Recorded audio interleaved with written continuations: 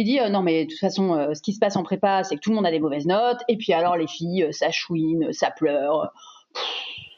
Imagine un monde où les femmes occupent les plus hautes sphères du pouvoir sans que cela ne soit une exception. Bienvenue dans Beyond the Role, le podcast qui lève le voile des coulisses de ce fameux monde. Dans chaque épisode, nous te proposons des rencontres intimes où l'on décrypte les codes du leadership en tant que femme. Que tu sois une femme en quête d'inspiration, un homme souhaitant devenir un allié plus engagé ou simplement curieux de découvrir de nouvelles perspectives, prépare-toi désormais à être inspiré, à repousser tes propres limites et à recevoir des conseils précieux. Abonne-toi pour ne manquer aucun épisode et partage ce podcast avec tes proches. Maintenant, installe-toi confortablement, prends ton thé ou ton café et plongeons ensemble dans une discussion riche et inspirante. Bienvenue, merci beaucoup. On accueille aujourd'hui Chloé Claire de Namer. Merci infiniment de participer avec nous. Tu as fait une dizaine d'années dans les Codir et les Comex. Avant ça, tu étais déjà un petit peu un demi-pied dans les Comex. Tu étais quand même souvent présente. Donc, quand on en a discuté avant d'enregistrer cet épisode, on a pu discuter de plein de thématiques autour de ces moments-là, de ces moments où tu as pu partager avec différentes entreprises, avec Bouygues, avec Vinci, aujourd'hui avec encore d'autres entreprises. Tu es aussi dans des conseils d'administration. Tu es ingénieur et architecte. C'est important de donner ces deux titres pour toi. Tu as travaillé aussi à l'étranger, en Thaïlande. Je pense qu'il y a plein de choses que tu vas nous apporter. La discussion qu'on a eue avant d'enregistrer ce podcast était pleine de valeur. Donc, je sais à quel point on va avoir un podcast incroyable. Est-ce que c'est tout bon pour toi, cette présentation? C'est parfait, Margot Ilona, on peut y aller. Et bonjour à tous. Merci infiniment encore une fois d'avoir accepté l'invitation, c'est très précieux. Je vais démarrer la première question de ce podcast que je demande à tout le monde. Quelle est ta définition du leadership? Eh bien en fait, ma définition du leadership, je l'oppose un petit peu au rôle de manager. Pour moi, le manager, c'est la personne dont on attend qu'elle prenne les décisions. Et je l'ai expérimenté de nombreuses fois dans ma vie, qu'on attendait de moi de dire ce qu'il fallait, oui ou non, ce qu'on prenait comme direction sur une décision. Le rôle de leader, c'est d'engager les gens dans une vision. C'est quelque chose de plus émotionnel, de beaucoup moins pragmatique, quelque chose qu'on ressent. Et on a, je pense, des visions de leaders qui sont souvent masculines, puisqu'on a eu moins d'exemples de femmes. Mais je pense que, en fait, un leader, c'est quelque chose qui se ressent à la fois pour les équipes qui vont être leadées et à la fois pour la personne. On ne se réveille pas en se disant demain je vais être leader. On se dit plus ce qui serait top, c'est d'aller dans cette direction et on y va tous ensemble. Et c'est vraiment pour moi cette différence. Et on peut être manager et leader. Hein, il n'y a pas de. Mais c'est la différence que je fais sur ces deux mots. Tout à fait. Tu parles de vision. Est-ce que tu parles de la vision d'une entreprise, si on parle de leadership en entreprise, ou tu parles d'une vision et d'une conviction un peu personnelle?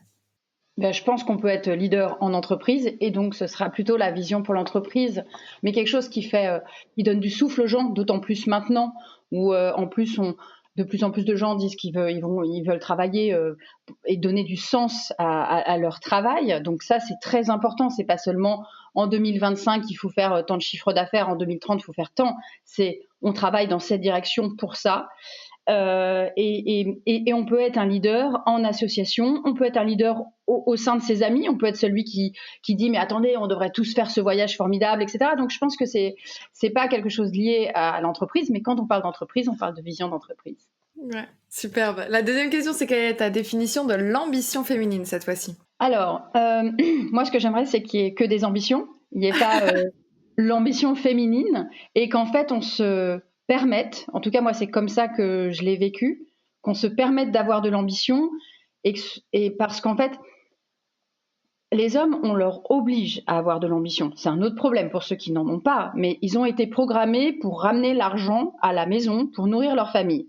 Donc ils se doivent d'être ambitieux. Or nous, on nous a programmés potentiellement il y a encore pas si longtemps à s'occuper du cocon familial.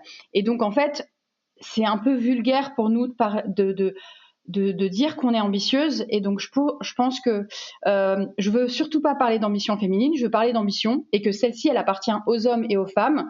Par contre, il faut bien savoir que nous, on a un bagage culturel qui trouve que c'est un petit peu... ça peut être quelque chose de négatif pour une femme. Et donc, il faut plutôt essayer de travailler sur ce bagage culturel pour se dire non, c'est quelque chose de beau. Et ça me fait penser à...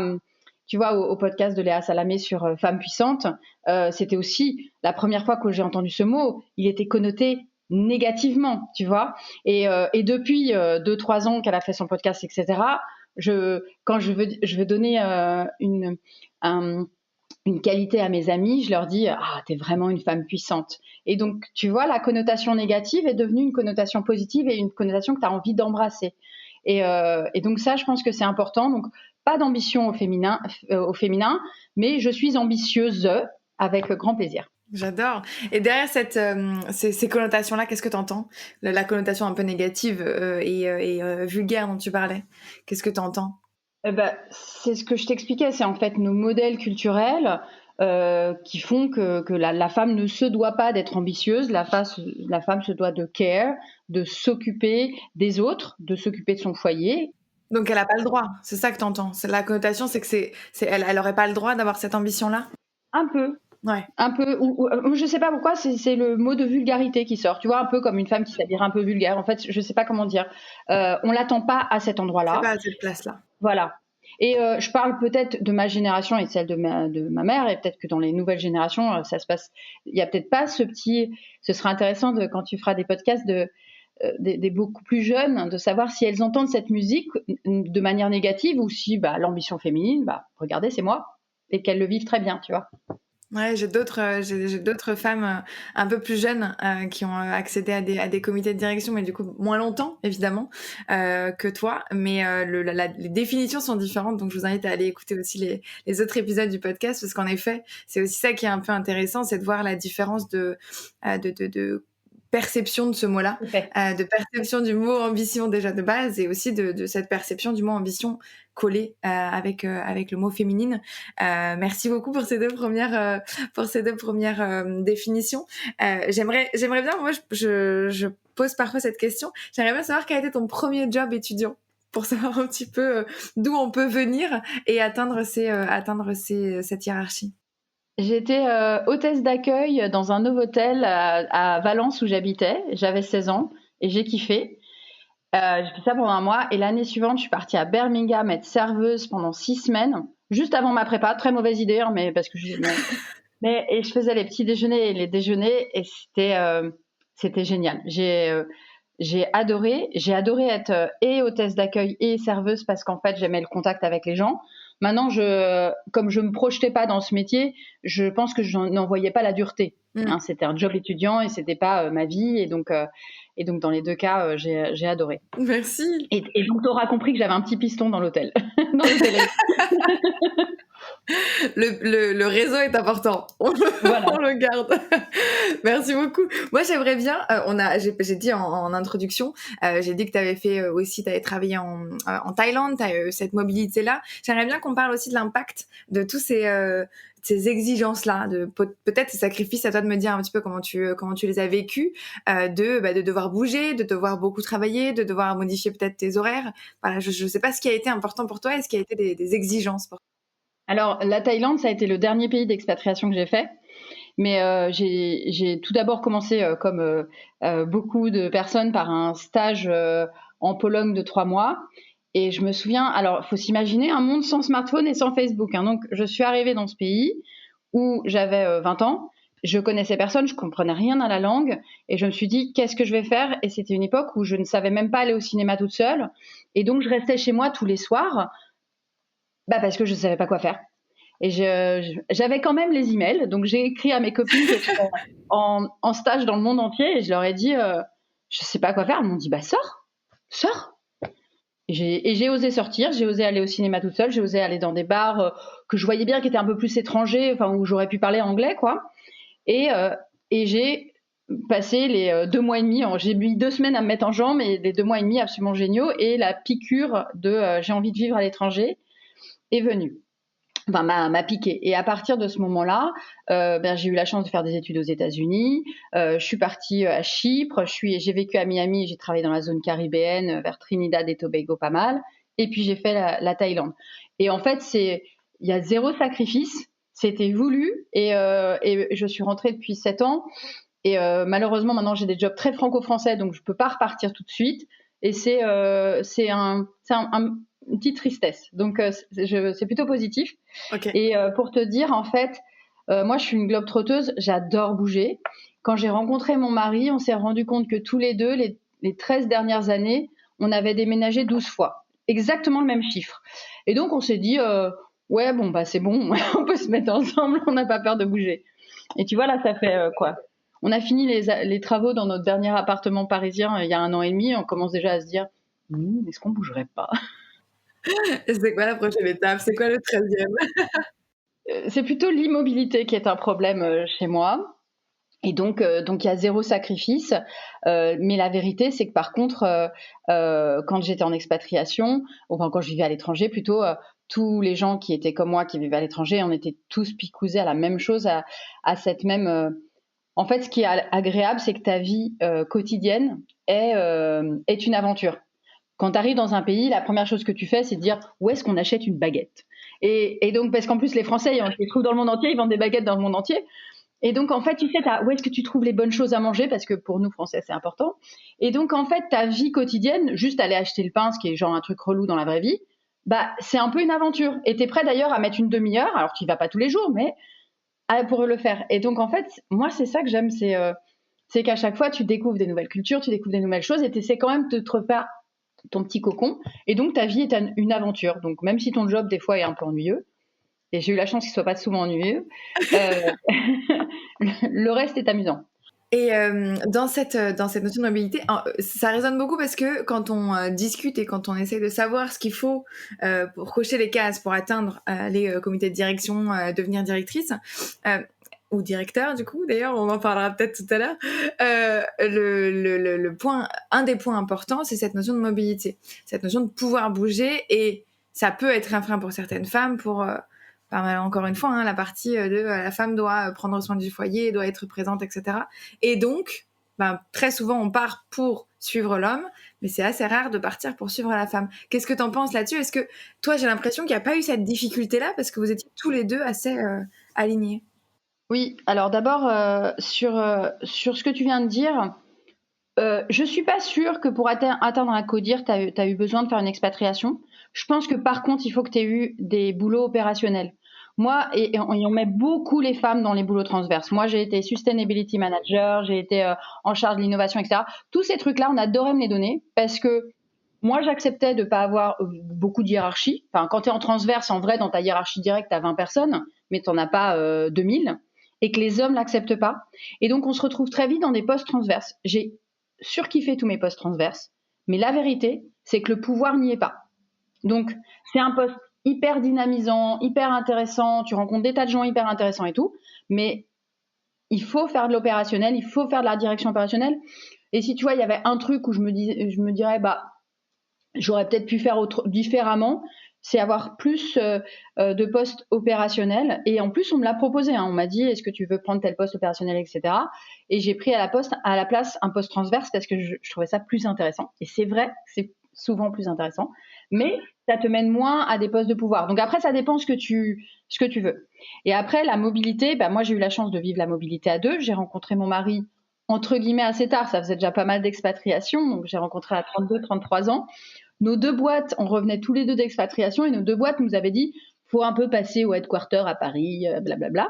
Donc on était un peu punis, mais en fait on avait toujours des postes globaux. Donc lui passait sa vie en Asie, bien qu'étant basé à Paris, et moi je passais ma vie dans le monde entier.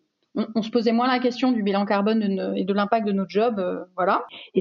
Et en fait, ce qui nous a rapprochés naturellement, ça a été comme je te disais, cette facilité à la mobilité. Et ensuite, on a fait un deal quand aussi, il ne faut pas penser qu'avoir des enfants, c'est un frein, même si même moi, je pensais que c'était un frein. C'est pas dur, j'ai été enceinte et à ce moment-là, on s'est dit que c'était le bon moment pour repartir ensemble en expatriation. On venait de faire nos 3 ans à Paris. On savait que ça y est, nos boîtes allaient nous laisser repartir. Donc, lui, tu vois, pour te donner une idée, il était chez Schneider Electric et moi chez Bouygues Construction. Donc, si tu veux, 2 boîtes assez globales. Et donc, je pouvais le suivre. Il y a beaucoup plus de pays chez Schneider. Donc, je pouvais le suivre dans n'importe quel pays. Et la construction, la bonne nouvelle, c'est qu'on construit dans tous les pays du monde. Et il pouvait me suivre dans les pays Bouygues. Et il pouvait aller travailler dans le Schneider, entre guillemets, local. Et donc, on a tous les deux dit à nos boîtes, on est prêt à repartir. Et on a un peu dit à nos RH, celui qui donne le premier poste, c'est un peu celui qui va gagner. et c'est moi qui gagnais. Et donc, il faut bien se dire, attention, que j'ai quand même dit à mon entreprise, je suis enceinte de 4 mois, j'aimerais faire mon bébé et partir au bout des 3 mois après mon congé mat. Et je pensais que dans cet univers ultra masculin, tous les hommes allaient dire, non mais moi je veux pas de Chloé chez moi, c'est bon, elle arrive avec un bébé sous le bras. Il y en a aucun qui s'est dit ça. Il y a 3 patrons pays qui ont levé la main en disant, moi je veux bien prendre Chloé dans mon pays, etc. Donc moi j'étais persuadée qu'ils allaient être horribles avec moi. Et la vérité, c'est que ça s'est pas passé du tout comme ça, et qu'il y a plein d'hommes qui disent, bah un congé mat ça dure 3 mois, c'est bon, hop, c'est comme un congé un peu allongé. Et donc il faut pas. Moi, j'ai des copines qui me disent, ah, c'est pas le bon moment du bébé et tout. En fait, le bébé, faut le faire quand on en a envie. Surtout pas penser à sa carrière. Puis après, on sait toutes qu'en plus, ils se font pas facilement des fois. Donc en plus, c'est pas comme si on pouvait planifier. Donc vraiment, je pense qu'on peut avoir une maternité heureuse et une carrière et une mobilité internationale. Et de toute façon, s'ils pensent que vous allez être mauvaise parce que vous aurez un bébé, bah peut-être que c'est pas la peine de bosser pour eux, en vrai. Donc voilà. Ça, c'est quelque chose qui revient très souvent, hein, l'environnement, hein, l'environnement de l'entreprise, ça revient très souvent. Je t'avouerais que je pensais vraiment qu'ils allaient. Enfin, je me disais que j'allais suivre mon mari, parce qu'en vrai, je me disais, ils vont jamais me donner un poste. Alors qu'en fait, ça faisait 5 ans que j'étais chez eux et qu'ils m'aimaient et qu'ils trouvaient que mon job était bon. Mais tout ça, c'était oblitéré par. Tu vois, tout ce qu'on se plaque comme stéréotypes, etc. Et en fait, heureusement, ça a évolué. Et donc, tu vois, ma fille est née en 2011, donc c'était en 2011, il y a quand même 13 ans. Donc, tu vois, aujourd'hui, ça doit être encore mieux. On espère que ça a encore évolué, ouais. Et alors, deuxième conseil, on a fait un super deal avec mon mari, parce que moi, ce que j'avais vu en expatriation, en effet, c'est des hommes qui, petit à petit, montent en gamme, et des femmes qui ont suivi la première expat, qui ont essayé de travailler la première expat, puis après, elles ont essayé de travailler la deuxième, puis après, elles ont abandonné, parce que petit à petit, ça peut être des femmes qui ont fait des grandes études, puis elles trouvent des postes un peu nuls, puis en plus qu'elles gagnent par rapport à leur mari, ça n'a aucun sens, et elles se disent, bah, je vais faire plutôt de l'associatif, je vais faire quelque chose de ma vie, autre, mais je vais plus travailler. Et bah 20 ans plus tard, si en plus le bonhomme décide de les quitter pour autre chose, elles sont vraiment dans la mouise, ou même s'ils restent ensemble, en fait, elle s'est pas développée. Donc moi j'avais la chance que mon mari était prêt à me suivre, mais surtout on avait un deal qui est tous les 3 ans, puisque c'est à peu près le temps d'un poste, tous les 3 ans, c'est l'autre qui décide et le premier le suit, quoi.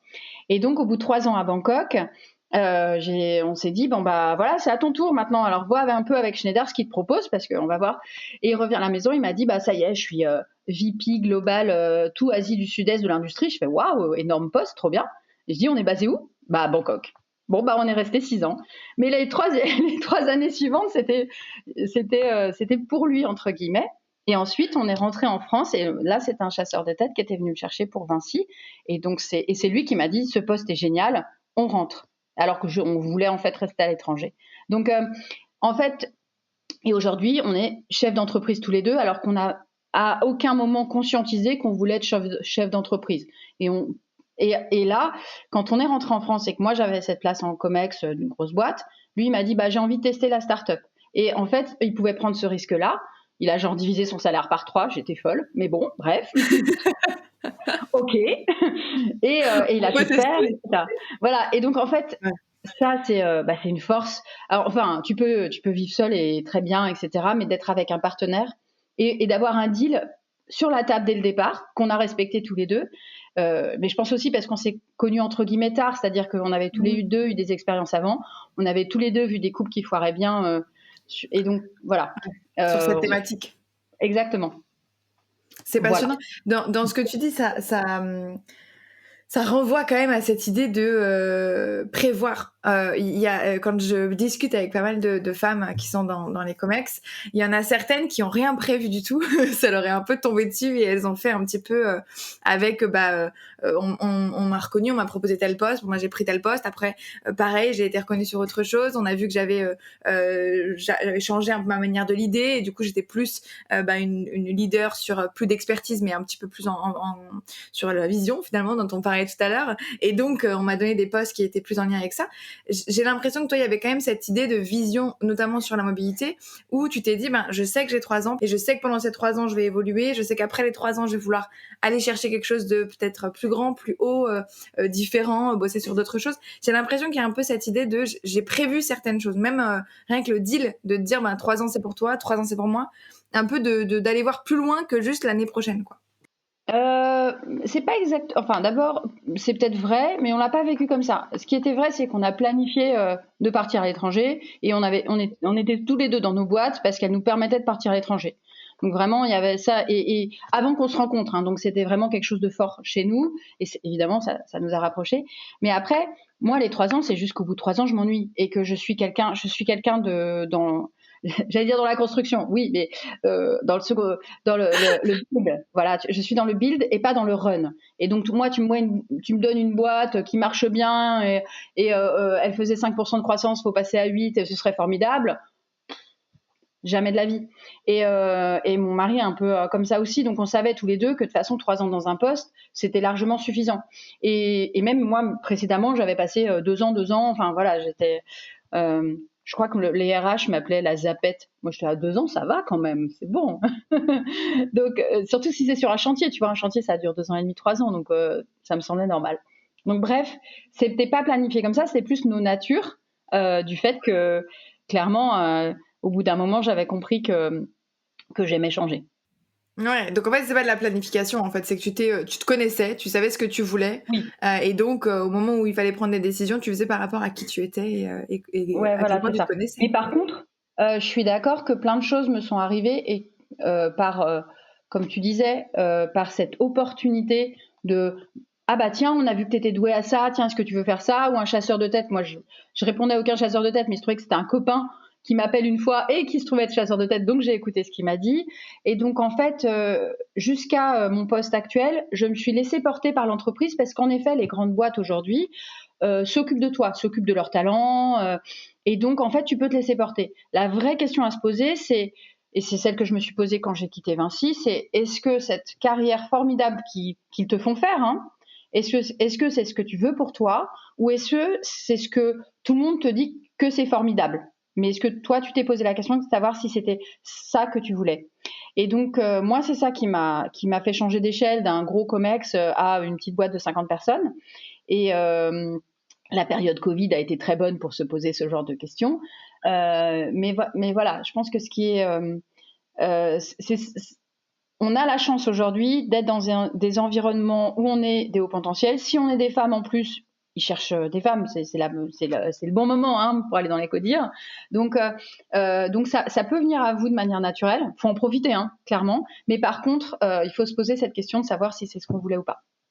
Ouais, il y a cette idée d'introspection et de se questionner, elle est importante et je pense que le podcast est aussi un peu là pour ça, pour voir un petit peu ce qui s'y cache derrière ces évolutions-là, ces postes-là, parce que justement, plus on sait un petit peu à quoi s'attendre, plus on sait un petit peu quels sont les changements de vie qui sont nécessaires, les allers-retours, plus on se rend compte un petit peu de ce que de ce qu'il y aurait derrière et donc de ce dont on a est-ce que c'est lié à ce qu'on a vraiment envie ou est-ce que finalement non, ça correspond pas à 100%.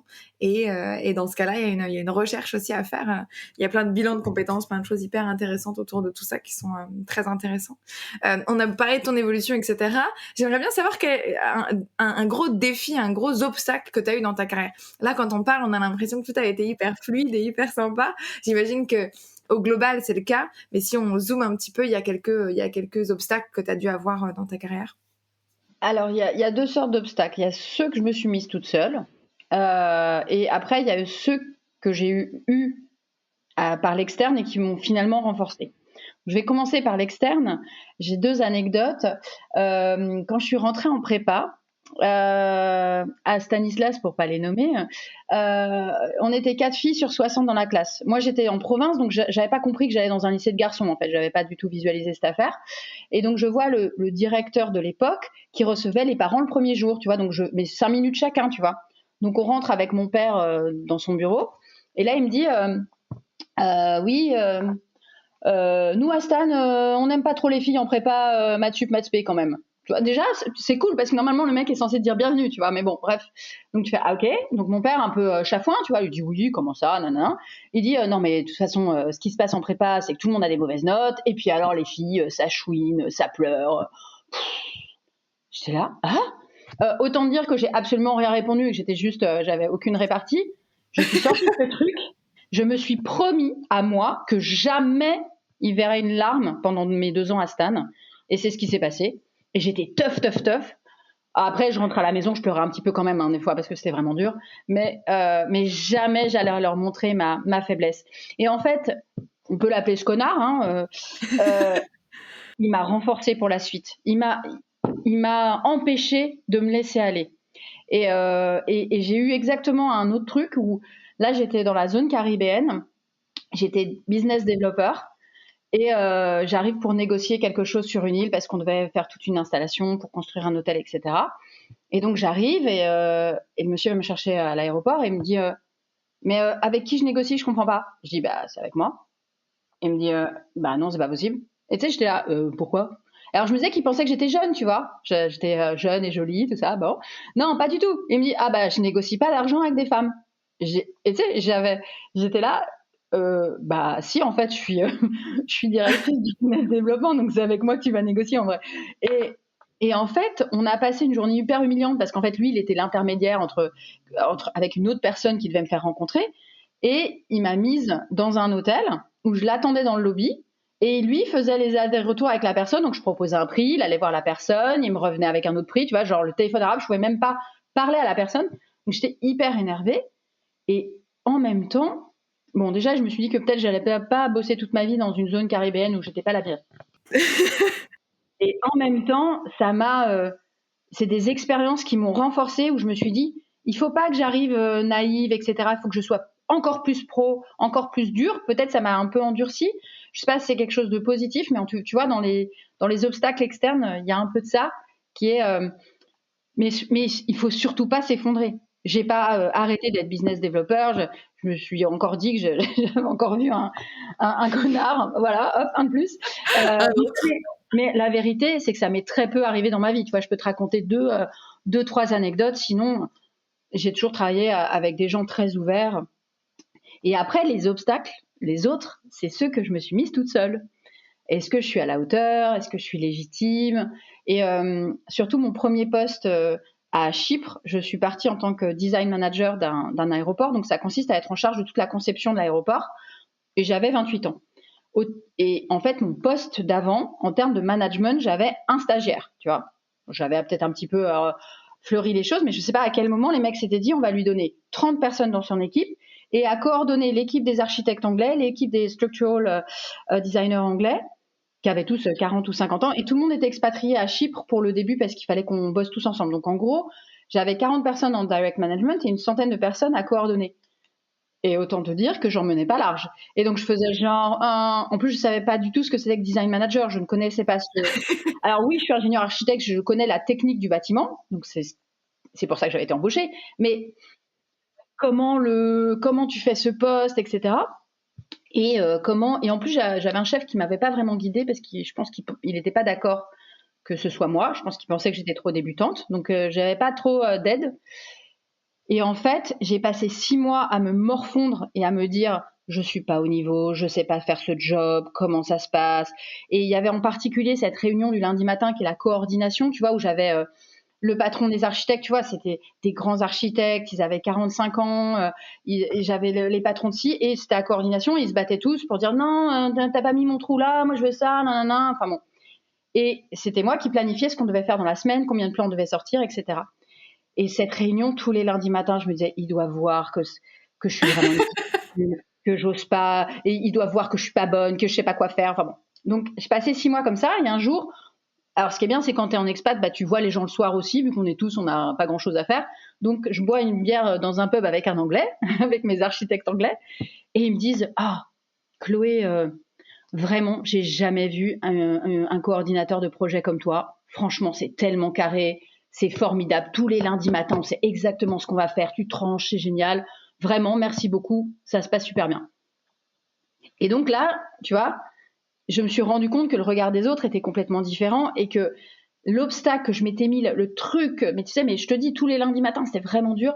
Il n'existait pas. Il se fallait juste que je me fasse confiance. Et ça, et pour moi, en fait, le vrai truc contre les obstacles, c'est la confiance. Et si on l'a pas, fake it until you make it, ok? Mais la confiance, on se fait confiance et on a plein de background, tu vois. Moi, j'ai fait les bonnes études, j'ai fait les bons trucs et tout. À chaque fois que je suis arrivée dans un nouveau poste, je me suis dit, est-ce que je suis légitime? Et j'en étais pas sûre, etc. Par contre, de le comprendre, à l'époque, j'avais pas du tout vu que je me faisais des montagnes comme ça. Je m'étais pas analysée. J'avais pas vu que c'était des biais qui pouvaient me venir d'avant. Donc, Oui, je bien le vivais sûr. super mal. Maintenant, je le sais. Quand j'arrive dans un poste, je pense toujours que je vais pas être à la hauteur et je me fais confiance et ça passe. Mais donc voilà, cultivez votre confiance, cultivez toutes les choses qui vous cette espèce de adage, ce qui ne vous tue pas vous rend plus forte. Bah moi, j'ai trouvé que c'était un peu ça là, tout et c'est et donc les obstacles nous font du bien. Mais je pense que se rendre compte de ces biais à soi, de son syndrome de l'imposteur, de son syndrome de la bonne élève, de tout ce qu'on peut plaquer et qui, enfin pour moi, sont très réels. À partir du moment où je les connais, je vis beaucoup mieux avec. Voilà. J'en prends conscience, donc j'arrive à comprendre que certaines choses peuvent provenir de ça plutôt que de la réalité finalement vraiment de ce qui se passe en Exactement. face. Et justement, quand tu es arrivé dans le premier Codir au Comex dans lequel tu es rentré, alors tu nous en parleras, mais tu es rentré dans le Comex après avoir déjà vécu un petit peu, puisque tu me disais que tu avais beaucoup d'échanges en fait avec avant. Donc quand t'es arrivé vraiment et que t'as eu ta place dans le Comex, comment est-ce que tu t'es senti? Qu'est-ce qui s'est passé? Est-ce qu'il y a eu des moments un petit peu difficiles comme tu viens de le dire? Est-ce que comme tu avais déjà eu cette expérience, peut-être c'était plus facile? Dis-nous un petit peu comment ça s'est passé. Donc, j'ai eu, comme je disais, à un moment, je suis repassée à Paris, j'ai eu un poste global qui était Sustainability Manager pour tous nos pays. C'était en 2011, c'était le début de penser à comment est-ce qu'on ferait un peu plus du green et pas du greenwashing et de la construction durable. Et donc, comme je suis quelqu'un de très pushy, je passais ma vie à aller dans le Comex pour aller leur expliquer qu'est-ce qu'il fallait qu'ils fassent, qu'est-ce qu'il fallait qu'ils transforment. Surtout qu'est-ce qu'on pouvait proposer à nos clients aussi, hein, de construire plus vert, etc. Et donc je trouvais que j'avais bien aimé cette expérience de Comex. Il y avait un petit côté, c'est assez bizarre parce qu'on se dit oh ils ont tellement de pouvoir, blablabla. Il y avait un côté un peu cours d'école que j'ai pas nécessairement rencontré quand moi-même j'étais en Comex. Donc je pense que ça dépend, hein, faut pas croire.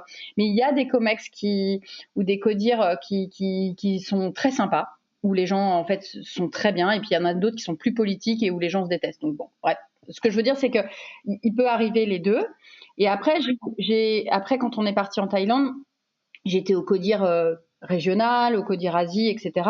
Mais c'était pas un Codir décisionnel de stratégie, c'était plus comment est-ce qu'on run la boîte et tel projet, telle ressource, comment est-ce qu'on s'organise. Donc c'était plus organisationnel et pas stratégique. Et ensuite, quand je suis arrivée chez Vinci Construction, là j'étais au Comex, mais avec un rôle transverse. Et je pense que ça a son importance. Donc j'étais la première femme du Comex, la plus jeune de tous. Et j'avoue, je suis arrivée avec une très forte humilité, très poussée par mon chef, qui était très pushy. C'est d'ailleurs pour ça que j'avais accepté ce poste. J'ai eu un vrai coup de cœur professionnel pour lui, donc j'avais envie de travailler pour lui. C'était quelqu'un de très technique, donc avait envie de faire avancer la R&D, l'innovation, les chantiers, justement les chantiers verts, etc. Et en même temps, c'était pas un environnement hyper positif, hyper bienveillant, hein. C'était plutôt un environnement politique. On savait qu'il y avait des changements à venir 3 ans plus tard. Bon, moi, je me dis 3 ans plus tard, c'est bon, on peut peut-être bosser, mais c'est pas si simple que ça. Il y a des choses qui se construisent, des hommes qui sont là depuis 30 ans, qui veulent le poste d'après, et alors plus tu montes, et moins il y a des postes d'après. Et souvent, c'est pas qu'une seule personne, c'est comme en politique, quand quelqu'un devient ministre, il y a tous les autres qui suivent. Bon, bah là, c'est un peu la même chose. Et j'ai plus vécu en tant que spectatrice parce que je pense que les autres membres opérationnels du COMEX ne m'ont jamais 100% reconnu comme leur père, peer, P-A-I-R, et que c'est là que je dis, je pense que c'est important d'avoir un rôle opérationnel. Un peu pour, tu vois, et c'est pareil, aujourd'hui on essaie de mettre plus de femmes dans les COMEX, mais on se dit, bah tiens, on n'a qu'à mettre la RH en COMEX ou la directrice de la communication. Tu vois, c'est un peu trop simple en fait. Il faut être dans les postes de direction, dans les postes de décision. Et moi, c'est vraiment le conseil que je voudrais donner. C'est quitte à aller dans un COMEX, quitte à avoir cette expérience à la fois exaltante et à la fois stressante, bah si vous pouvez y arriver dans un poste opérationnel, je pense que c'est mieux. Et qu'aujourd'hui, ils en ont vraiment besoin parce que quand ils ont trouvé qu'une personne pour faire la communication et la RH, bah, sur 8, ça fait toujours pas de parité. Donc, il leur faut des postes opérationnels. Donc ça y est, ils y viennent. Merci pour la loi Rexin. Beau choix sur le nombre. Tu parlais tout à l'heure justement qu'avec les postes transverses, enfin les départements transverses, il n'y avait pas de pouvoir. Qu'est-ce que tu entends derrière cette idée de pouvoir? Il n'y a pas de pouvoir comme l'entendent les hommes. Moi, dans les rôles transverses, j'ai fait les plus belles choses que j'ai faites parce que en fait, t'emmènes les gens. Tu vois, je parlais de leadership. T'emmènes les gens par ton seul leadership, par ta seule vision. T'emmènes ceux qui ont envie de changer parce que dans les pôles transverses, c'est travailler tous ensemble, innover, etc. Donc en fait, c'est assez génial. Et si c'est ta nature, tu vois. Mais les hommes de pouvoir considèrent que c'est des postes de femmes et que ça n'est pas des postes de pouvoir puisque tu as combien de personnes dans ton équipe? Ah, t'en as 20. Ah, dommage. Tu vois. Et moi, j'ai dirigé des chantiers de fermes solaires en Thaïlande avec 2000 compagnons. Mais c'est pas la même chose. T'as 2000 paysans en train de mettre un poteau avec des trucs et puis t'as une vingtaine de personnes directement qui travaillent avec toi sur une centaine de projets au travers de l'entreprise où tu as engagé 250 personnes à faire des tas de choses. Moi, je trouve que c'est un très beau pouvoir. Et c'est un pouvoir plus difficile parce que c'est pas moi qui donne les paychecks à la fin, c'est pas moi qui donne les promotions et tout. Donc, ça veut dire emmener les gens par ta seule vision et ton seul enthousiasme. Mais dans ce monde encore d'hommes, ça n'est pas un poste de pouvoir. C'est-à-dire qu'au prochain poste, on te redonnera un peu. Si toi, tu dis, moi, maintenant, j'aimerais bien un PNL, tu vois, 1 milliard, 2 milliards. Enfin, moi, j'étais dans un COMEX de 15 milliards. Donc, prendre un PNL de 1 milliard, c'était pas complètement stupide. PNL, pour ceux qui connaissent pas. Une entreprise qui doit, une business unit qui a son propre résultat. Et donc, profit and loss pour PNL. Et donc, tu es noté quand tu es chef d'entreprise, que ce soit dans une business unit, dans un groupe, ou que ce soit moi aujourd'hui de manière indépendante pour mon entreprise, tu es noté sur ton chiffre d'affaires, ton résultat net, ton EBITDA. Enfin, il y a plein de KPI, mais tu vas être noté là-dessus. Et donc, moi, à l'époque, je pouvais parfaitement prétendre à prendre 1 ou 2 milliards. Et en même temps, je pense que je pouvais le prétendre auprès d'hommes qui voyaient ma valeur, mais pas auprès de ces hommes qui voyaient le pouvoir. Juste avant, j'ai dirigé un PNL de 500 000 euros et donc je peux prétendre 500 millions d'euros et donc je peux prétendre à avoir 2 milliards la prochaine fois. Et donc, cela dit, moi, c'est pas le pouvoir que je recherche. D'ailleurs, tu vois, ma boîte, aujourd'hui, on est entre 40 et 50. Donc, si c'était le nombre de personnes, bon, j'aurais pas choisi ça.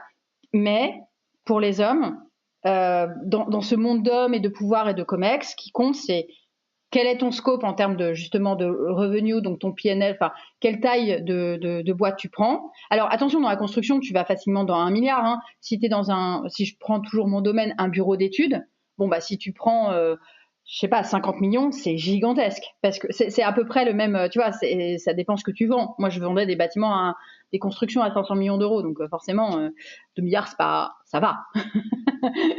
Et donc, en fait, la question est de savoir si tu aimes cette forme de pouvoir au masculin, parce que la réalité, c'est que c'est encore comme ça. Maintenant, étant donné qu'il y a plus de parité, étant donné qu'on va pousser des jeunes femmes à qui on n'aurait sans doute pas donné leur chance dans le passé, ça peut changer. Et peut-être que la notion de pouvoir un peu masculin, du nombre de personnes, de combien de choses, etc., va évoluer. Mais tu vois, on reste dans un monde économique, et donc savoir combien toi, tu as ton assiette en termes d'argent, de chiffre d'affaires par rapport au reste, c'est une notion de pouvoir. Ou le nombre de personnes que tu as dans tes équipes. Tout dépend. Tu vois, si t'es chez Accenture, j'imagine que ce qui est important, c'est à la fois le turnover, enfin le chiffre d'affaires dégagé par ton équipe, mais c'est le nombre de gens que tu as. Vu que tu vends des jours hommes, si tu en as 20 ou si tu en as 500, sans doute c'est assez linéaire entre, tu vois. Donc c'est aussi le nombre de personnes que tu diriges, souvent. On parle de... Ouais. Et d'ailleurs, quand je suis passée chez Nemer, tout le monde m'a dit, mais tu baisses, tu vois, tu redescends parce que tu vas avoir 40 personnes. Je fais, mais je redescends pas, je suis chef d'entreprise sur un truc kiffant. En fait, non. Et ça, c'est un truc, tu vois, ancré. Et donc, faut être, si par hasard tu suis ce que j'ai fait, j'ai suivi ce que j'avais envie de faire. Il faut aussi être prête à entendre que les gens se disent ah ouais, en fait, c'est un peu une loseuse. Dans leurs yeux, tu vois, ils te disent pas ça, mais déjà ils disent t'as baissé. Donc tu vois, pour qu'ils osent te dire ça, je te dis même pas ce qu'ils pensent dans leur tête. Donc il faut être prête à entendre ça. Il faut aussi être prête à aller contre certaines choses dans la société.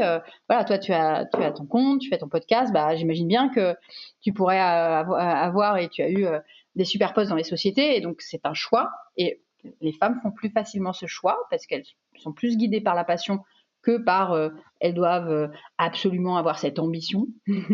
Et donc elles choisissent ce qui les motive.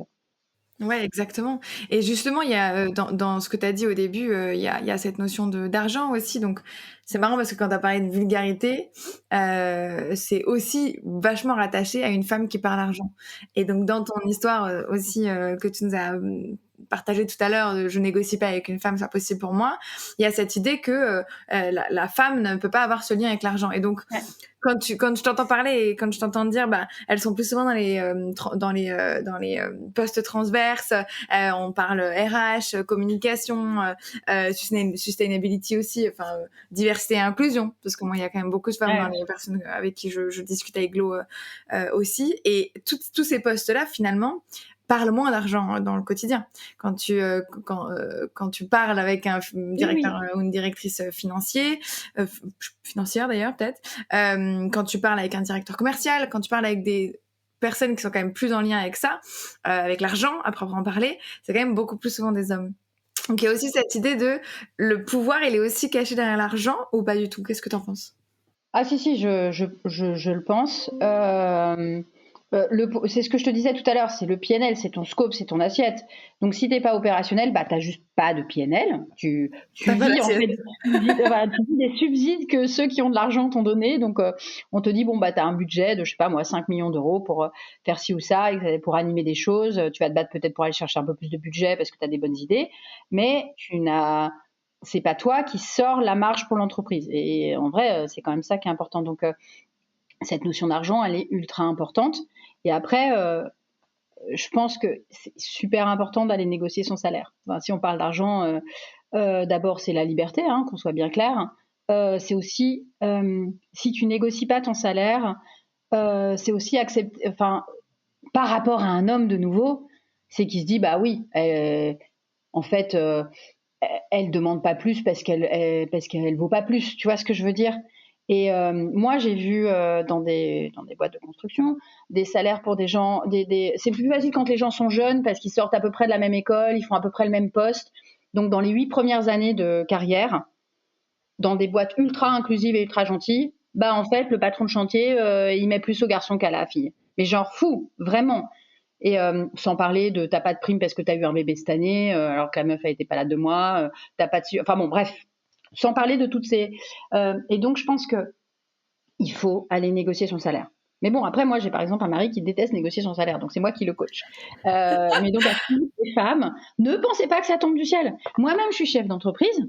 Quand il y a des mecs qui sont plus pushy sur le salaire, bah en fait, ils sont mieux payés parce qu'ils sont tout le temps dans mon bureau tous les ans pour me dire non, mais Chloé, quand même, je vaux mieux. Ils arrêtent des statistiques, ils me disent etc. Mais c'est souvent pas les filles. Donc, je dis aussi aux filles de mes équipes, venez me voir de temps en temps pour me demander. Mais en tout cas, c'est pas un truc tabou.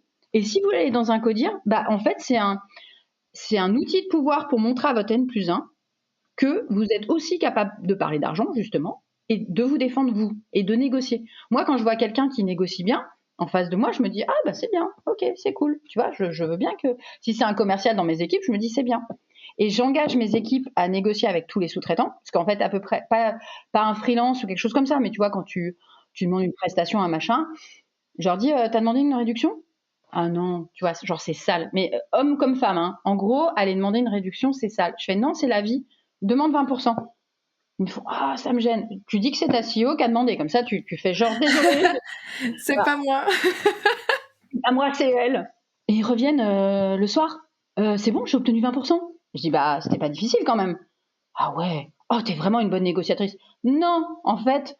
Même moi, mes clients, ils me négocient tout le temps et ils me squeezent et ils m'enlèvent 20% quasiment systématiquement. Alors que mes clients, c'est des banques. Et moi, je suis une start-up. J'ai envie de leur dire, c'est bon, quoi, vous pouvez me les laisser, mes 20%.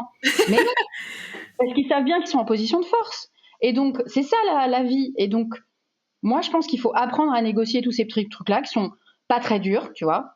C'est pas dur d'appeler, je sais pas. Alors bon, Google, il négocie que dalle. J'allais dire, c'est pas dur d'appeler Google, mais en fait, il négocie pas du tout.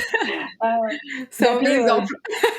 Voilà, mauvais exemple. D'appeler des prestataires et de leur dire, ouais, non, c'est un peu cher, je suis une petite boîte, ou mon directeur général si, ou on pense que ça n'a pas cette valeur. Enfin, 1000 arguments. Tu récupères tes 20%. Et donc, tu t'es entraîné à négocier. Et donc, ça, tu le fais tout le temps dans ta vie. Moi, je négocie aussi dans les magasins et tout. Mon mari, il a honte.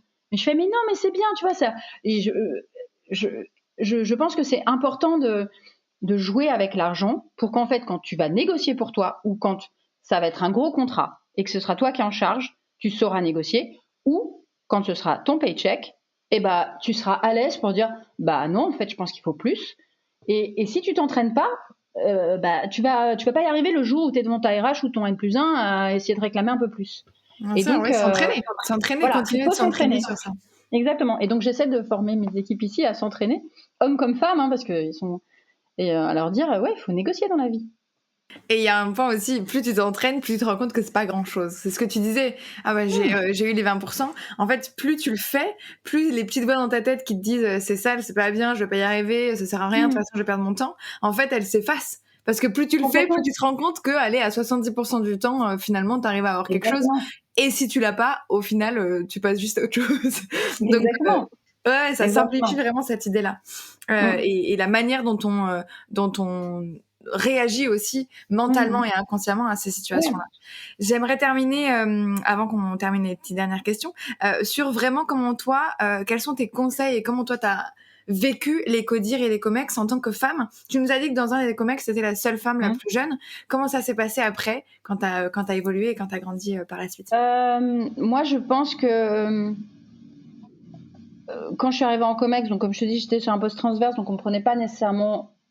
Enfin, je n'avais pas compris qu'on ne prenait pas nécessairement au sérieux, mais enfin bon, c'était... je pense que ce qui était important, c'était d'être pertinente, d'être bonne dans ce que je faisais, en fait, d'apporter de la valeur ajoutée. Mais en fait, plus qu'en COMEX, c'était plus en poste transverse, mais je pense que ça peut fonctionner en commerce, c'est-à-dire que quand tu arrives dans une nouvelle boîte, que tu as invité 20 personnes à une réunion, parce que c'est du transverse, donc tu as un peu invité tout le monde. Tu leur as mis une réunion où on va tous réfléchir à comment est-ce qu'on pourrait améliorer ce truc-là dans la boîte. Les mecs sont là. Et en fait, ce que tu fais, et moi j'étais arrivée comme directrice technique, les mecs ils se disaient c'est quoi directeur technique dans une boîte décentralisée, bon, ça sert à quoi? Et en fait, quand j'arrive en réunion et que c'est moi qui l'ai organisée, déjà je serre les mains, j'accueille, je pose tout de suite qu'on va faire ça pendant la réunion et je pose souvent je posais une question très technique je voyais bien un peu qui est un peu plus grande gueule, tu vois, au début quand tu arrives, tu prépares bien, hein, tu tapes le LinkedIn de tous les gens avec qui tu bosses, hein. Il faut savoir ce que les gens font, il faut savoir ce qu'ils ont fait, faut pas arriver genre les mains dans les poches, hein. Si tu veux mettre les gens dans ta poche, enfin tu vois, ça se prépare. Et donc, il suffisait que je pose une question bien compliquée sur un sous-sol, un tunnel qui était complexe, en disant tiens, j'ai vu ça, que tu avais fait ça, mais j'ai pas compris pourquoi tu avais fait ce choix par rapport à tel autre. Juste le fait de comprendre cette question montre que, à propos, j'ai le background qu'il faut pour vous parler à tous. Et deuxièmement, tu lui dis pas, je pense que ce que tu as fait c'est nul, parce que là, pour le coup, tu te l'es mis. Tu dis, j'ai pas compris, ça m'a l'air hyper intéressant comme choix. Tu peux nous expliquer? Et là, le mec, ça y est, il dit tout ce qu'il avait à dire, il se trouve trop intelligent, il sort de la réunion, il fait Chloé, dis donc, ça rigole pas, hein. Et parce que tu l'as mis en valeur. Et donc, tu vois, il y a ce côté, tu te poses, c'est toi qui est au centre, c'est toi qui organise, c'est toi qui dis l'objectif du rendez-vous, c'est toi. Et en même temps, tu mets les gens dans ta poche au fur et à mesure. Moi, j'aimerais savoir un petit peu comment toi, tu as pris des risques dans ta carrière, parce que je pense que c'est vraiment une capacité à connaître, à appréhender. On parlait de négociation et de s'entraîner à négocier. Je pense qu'il y a aussi un peu cette idée de s'entraîner à prendre des risques, à prendre des décisions qu'on peut penser un petit peu difficiles, où on ne sait pas en fait si c'est la bonne ou si c'est la mauvaise. Comment tu as géré ça dans les COMEX et les CODIR que tu as eu? Quand tu changes de boîte, en fait, c'est là où tu prends des risques parce que c'est pas facile.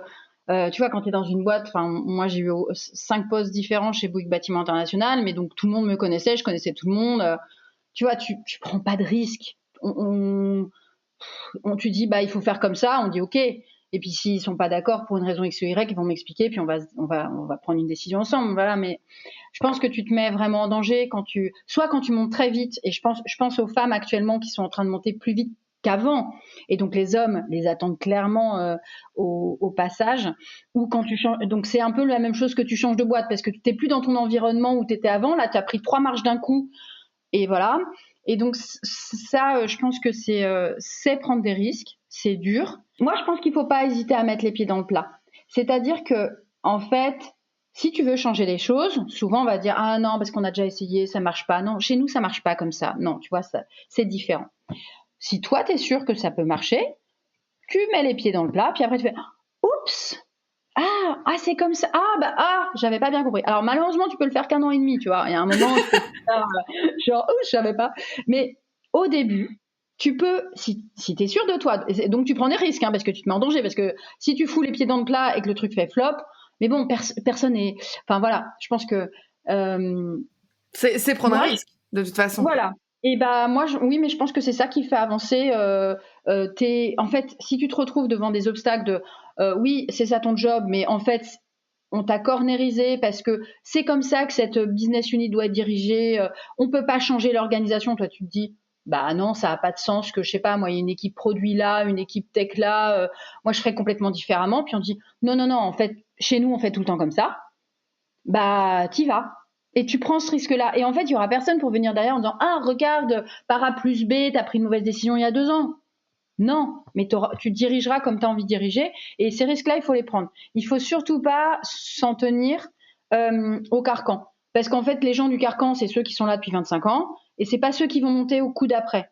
Donc, si toi, t'apportes de la fraîcheur, ce risque-là, je pense que ça vaut le coup de le prendre. Et donc, pas se laisser enfermer.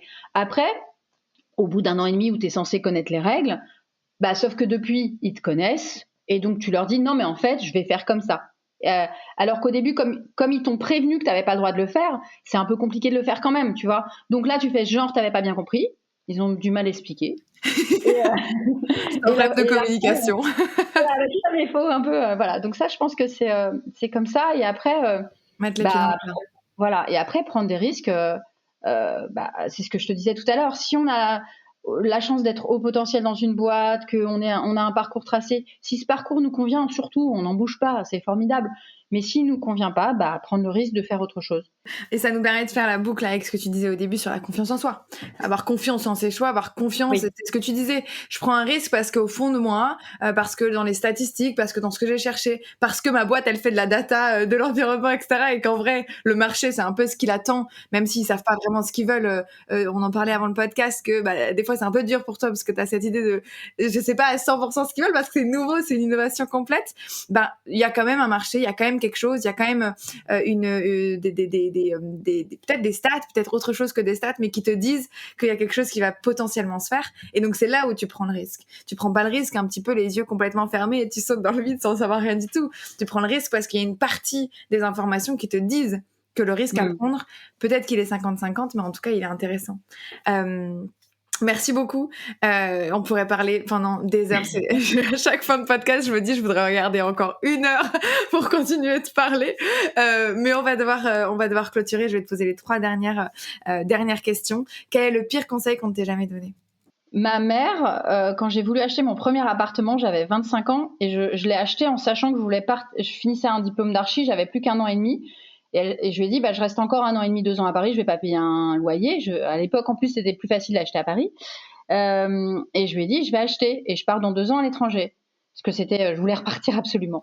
Et elle me dit, mais enfin, faut surtout pas acheter, faut surtout pas, tu peux pas acheter pour 2 ans, c'est trop d'argent, etc. Bref, ma mère m'a donné des conseils merdiques en immobilier. Et sachant qu'elle était agent immobilier dans son métier avant sa retraite, donc j'y ai beaucoup réfléchi et je me suis dit tant pis, je vais faire ma vie. J'ai acheté mon appart et c'est un appart que j'ai depuis maintenant 25 ans plutôt, et j'ai bien fait. Et donc le pire conseil, il peut venir de votre mère parce que en fait, pourquoi ? Parce que en fait, comme je suis ingénieur architecte, ce que j'aime, c'est prendre un appart, le rénover parce que je n'utilise pas mes qualités d'architecte au jour le jour. Donc, c'est mon petit hobby. Et en fait, ça m'a toute ma vie, j'ai économisé pour faire ça et j'adore. Et heureusement que j'ai pas écouté ma maman. Quel est le meilleur conseil qu'on t'ait donné du coup ? En fait, je sais pas si c'est le meilleur conseil. Ce qui m'a énormément servi, c'est d'avoir lu, il y a maintenant une quinzaine d'années, le premier, pour moi, ça a été le premier bouquin de coaching de femmes. Donc ça va dater, hein, c'est Lean In de Sheryl Sandberg. Et ça, donc le bouquin a 15 ans à mon avis. Ça m'a permis de comprendre pourquoi je réagissais comme si ce fameux syndrome de la bonne élève, machin que ça. En fait, j'avais jamais mis de mots, je me m'étais jamais rendu compte de mes propres biais. Et en fait, le meilleur conseil qu'on m'ait donné, c'est quelqu'un qui a dû me dire de lire ce bouquin. Et à partir de ce moment-là, j'ai été dans le Women Empowerment, j'ai emmené d'autres jeunes femmes à mes côtés dans le BTP pour qu'on construise des choses ensemble. Et je me suis reconnue dans ce bouquin. Lean In, ça veut dire être à la table. À cette période-là, j'arrivais dans des réunions où il n'y avait pas assez de place à la table. Il y avait 2 rangs. Et je devais intervenir dans cette réunion, je devais faire des choses dans cette réunion. Et comme j'arrivais au tout début, je me disais, par politesse, je vais me mettre au 2e rang. Et après, je voyais le stagiaire, là, le pauvre gars, qui se mettait au 1er rang. Et après, pendant toute la réunion, j'étais là, mais qu'est-ce que je fous là ? Et donc, je disais, oui, alors, parce que j'intervenais hyper souvent. Et j'étais comme une conne, là, et alors que l'autre s'était foutu à la table. Et ça, je me disais juste, je suis vraiment une grosse nulle. Et la fois d'après, je me remettais au 2e rang parce que cette espèce de politesse et d'humilité qu'on m'avait dit, c'est comme ça que tu dois faire. Voilà, j'ai lu ce bouquin et j'ai compris que non, que même mais tu vois, même son ouverture sur cette histoire d'être à la table, même ça, je le faisais. Tu vois, j'étais le stéréotype parfait. Et justement, ça amène à ma toute dernière question. Qu'est-ce qui aurait été différent si j'avais reçu un homme ? Tu m'aurais pas posé les mêmes questions. Du tout. Vraiment. Et le thème du podcast aurait été différent. Et, voilà, et je pense que par contre, on a aujourd'hui plein d'hommes qui sont de notre côté. Il faut les emmener avec nous et il y en a de plus en plus. Hein. Donc, il y a vraiment plein d'hommes qui pensent que la mixité est quelque chose de bien mieux, etc. Donc, il faut pas voir les hommes comme des méchants. Là, on parlait de pouvoir, etc. Donc, c'est un peu différent. C'est plus une idée de l'esprit. Mais pris personnellement, il y a plein d'hommes assez formidables. Et d'ailleurs, c'est souvent... Merci beaucoup. Merci infiniment, Chloé, c'était passionnant. Encore une fois, moi, je pourrais parler pendant des heures. Il y a encore plein de choses de ton parcours que tu pourrais apporter. Merci d'avoir été rôle modèle aujourd'hui pour ce podcast. J'espère qu'on se retrouve très bientôt. Et pour ceux qui nous écoutent, on se retrouve dans 2 semaines. Merci. Merci à tous et n'hésitez pas à me mettre des petits messages sur LinkedIn. Je réponds en général et si vous avez une question ou un peu d'aide, il n'y a aucun problème. Merci pour ton partage. À très bientôt. Merci Margot Ilona. Merci infiniment d'avoir écouté cet épisode jusqu'au bout. J'espère que tu as passé un bon moment avec nous. Désormais, à ton tour, quel est l'enseignement que tu en tires ? Avec quoi repars-tu de cet épisode ? Prends le temps de te questionner et d'incarner ce que tu as appris, de tester certaines choses et de te challenger au quotidien. Partage également tes réflexions sur les réseaux sociaux avec le hashtag #BeyondTheWall. Tu peux également me taguer directement. Maintenant, n'hésite pas à t'abonner et à partager ce podcast avec des personnes de ton entourage que ça pourrait challenger, impacter. Et bien évidemment, écris-moi tes propositions de suggestions d'invités. Ensemble, faisons entendre la voix des femmes qui transforment le monde professionnel pour les futures générations de leaders. Alors à très bientôt pour le prochain épisode.